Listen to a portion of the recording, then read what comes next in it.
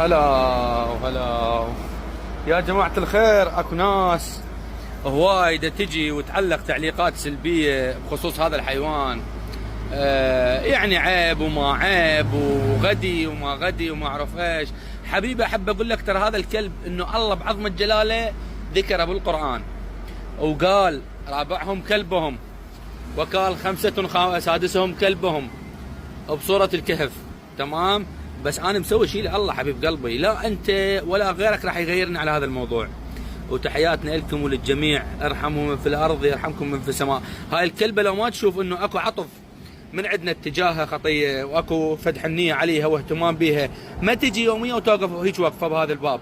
توقف يوميا هنا، أنا الله شاهد علي، وتظل واقفه تنتظر الاكل مالتها. احط لها اكل بالقع ما تاخذ، الا بشرط احط لها بالعلاقه حتى تاخذ ذجراوتها. هاي دلاله على الحنيه مالتها.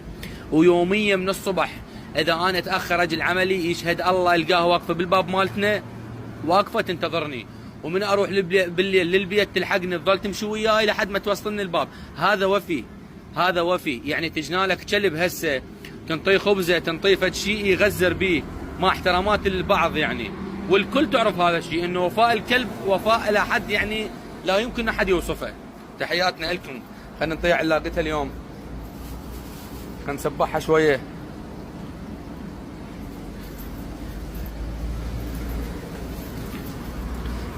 هاي شويه صار عليها طين خطيه، خلينا نغسلها من النار. لو تصبر كانت غسلتها بزاهي، خطيه ما تصبر، تخاف شويه تتجفل. بس احنا نعطيها هيجي، بردها شويه، نعطيها العلاقه مالتها وتترجل. يلا للبيت الدعبلي. تحياتنا لكم جميعا. ها شكو شو تريدين؟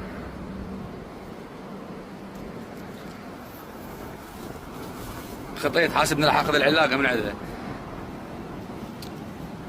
بالعافيه. تحياتنا لكم، ساعدونا الفيديو.